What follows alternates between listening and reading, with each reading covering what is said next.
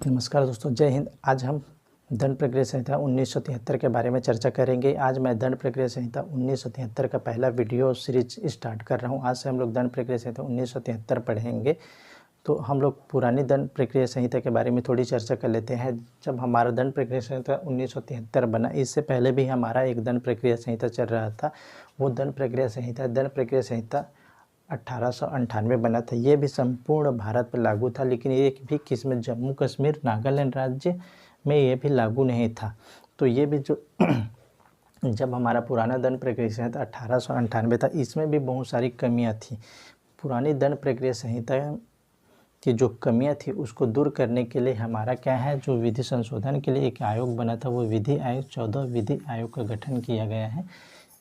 इस विधि आयोग की रिपोर्ट के आधार पर हमारी जो मूल दंड प्रक्रिया संहिता प्राप्त 1973 जो प्राप्त हुआ था, वो क्या कब लागू हुआ? 1 अप्रैल 1974 से लागू होता है।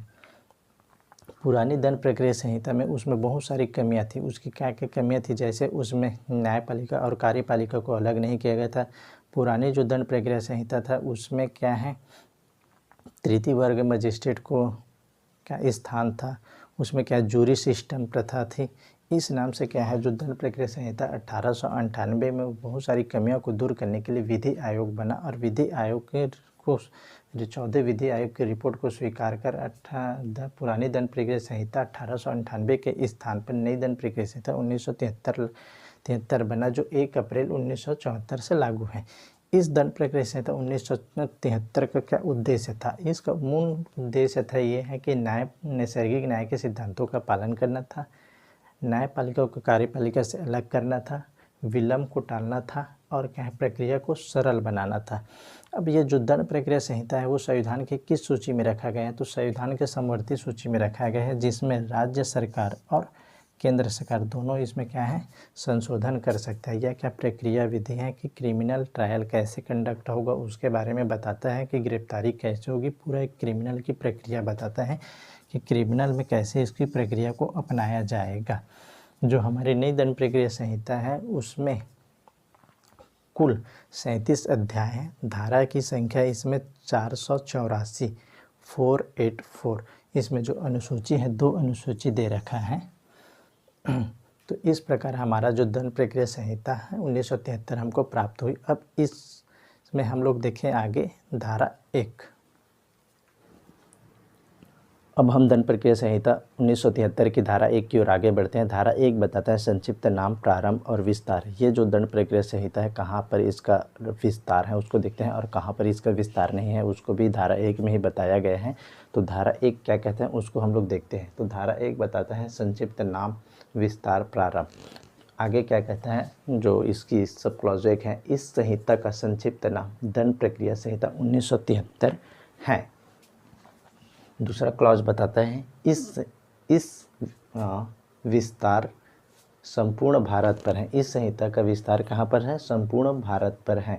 परंतु देखते आगे क्या बोलते हैं, परंतु इस संहिता के अध्याय 8 जो क्या बताए, परिशांति कायम रखने के लिए, जो सेक्शन 106 से 124 तक चलता है, और अध्याय 10 क्या बताता है, लोक व्यवस्था के बारे में बताता है, जो अध्याय सेक्शन 129 और 148 के बीच है। और अध्याय 11 जो बताता है पुलिस का निवारक कार्य होता है, वो है 149 से 153 तक। से भिन्न से संबंधित उपबंधों से भिन्न मतलब क्या है, ये सिर्फ 3 अध्याय ही क्या है नागालैंड राज्यों पर लागू है। उसके भिन्न उपबंध, जो भी उपबंध है वो नागालैंड राज्य और क्या है जनजातीय क्षेत्रों पर लागू नहीं है। तो ये सिर्फ 3 अध्याय हैं जो क्या है नागालैंड राज्य और जनजातीय क्षेत्रों पर लागू है सीआरपीसी का। बाकी कोई भी धारा या अध्याय इसका लागू नहीं है।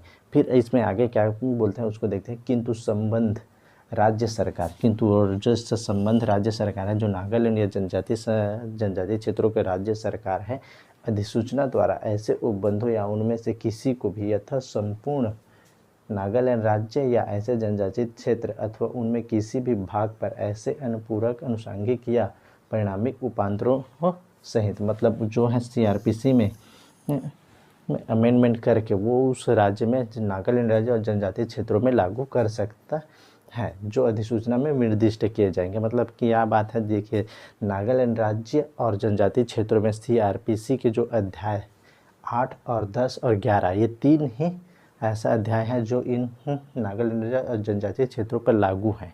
बाकी संपूर्ण भारत पर लागू है, परंतु ये दोनों जगह पर ये CRPC के पूरे जो उपबंध है लागू नहीं है।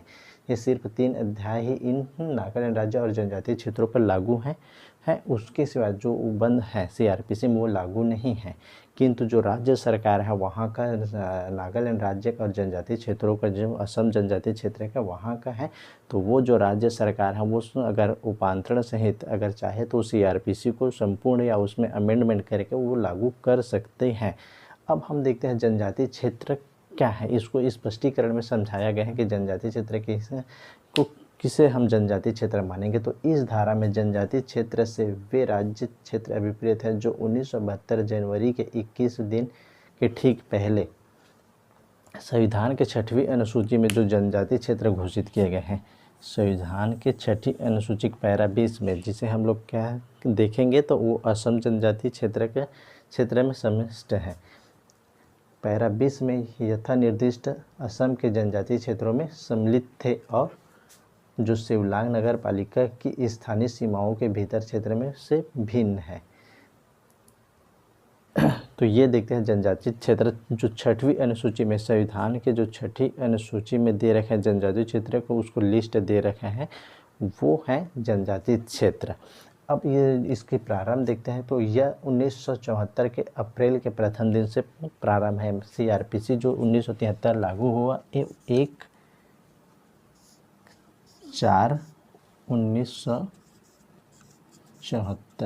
अप्रैल 1974 को दंड प्रक्रिया संहिता हमारे संपूर्ण भारत पर लागू हुआ था।